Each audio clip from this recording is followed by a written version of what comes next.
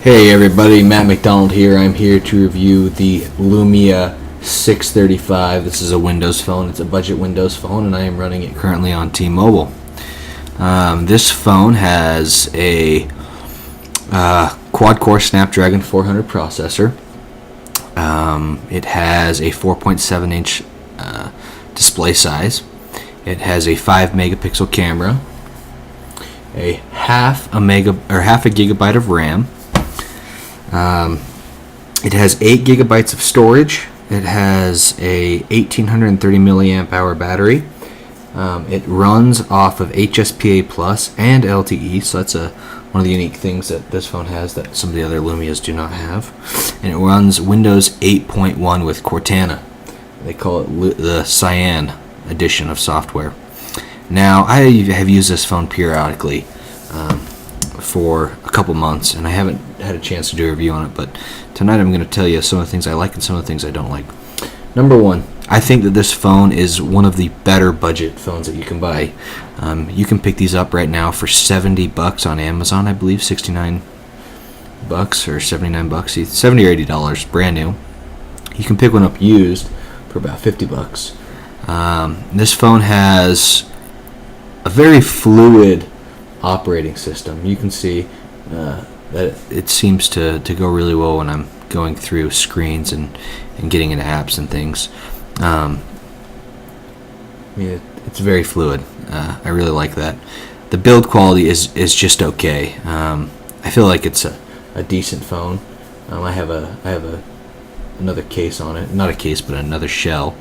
It feels kind of plasticky. I believe the screen feels more plasticky than like a high-end phone. For example, I have the Kindle Fire phone here, and I believe that the Fire phone feels more glass-like, and this feels more plasticky. I'm not sure what the difference is, but that's one thing I have noticed. It definitely smudges a lot. You can see that in my video. You see all the smudges on it? That's not because my finger's dirty. That's just the way the phone is for some reason, and I don't know. I don't know why it is that way, but I think it has something to do with the way, because it's plastic. It doesn't happen like that on my Fire phone. Now, in terms of network speeds, LTE is great. This phone is very fast. I have no problem with it. It has most of the apps that you want. It has, Facebook. It has Instagram. It doesn't have Snapchat. For those of you who are big into Snapchat, that's one of the big apps that it doesn't have.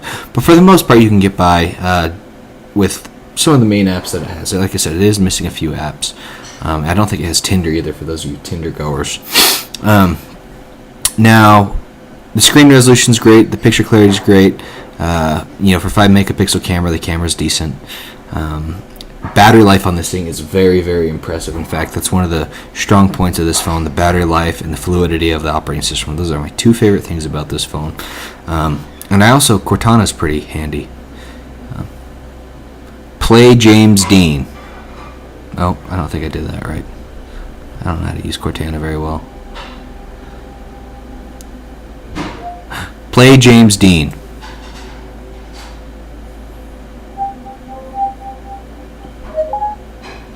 Oh, hold on, let me try that again. Play James Dean music. Let's see what this does. See, it's not even. Sometimes I don't know if I have the right app installed. When I had Mix Radio installed, it would play that. It'd play music. So, anyways, it does work. That's a bad example, but let me try one more thing. Go to cnet.com. See, it pulls up cnet.com. So anyways, or at least pulls up information about it. One thing I like is how the Microsoft app integrates people. So those are all real people that I know, and somehow it pulls up pictures, and I like that it integrates that into the phone. Now on to the benchmarking. This is a Snapdragon quad-core. It's a Snapdragon 400 clocked at 1.2 gigahertz. So I'm going to run an Antutu benchmark, and the Antutu benchmark. It's not exactly the same as the one you'd find on Android, but it's the closest thing that I could find that would kind of give you a comparison. Now, keep in mind, this phone has the same processor as the Moto G. It has the same processor as the L90 and the Nexus 4. And the benchmark is just really short compared to the benchmarks on the Android operating system.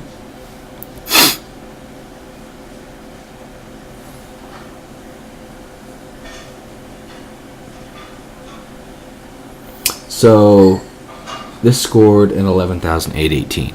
Now, if you compare that to the Android Moto G, the Android Moto G scored about 17,500. So I don't know how these scores how they correlate from operating system to operating system, but this has a benchmark. This is a benchmark that you can reference.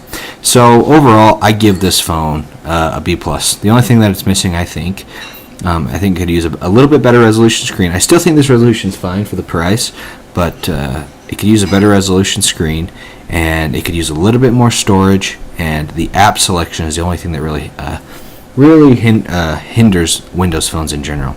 So that's my review of this phone. Please feel free to comment and let me know what your thoughts are if you need anything else from me. Thanks.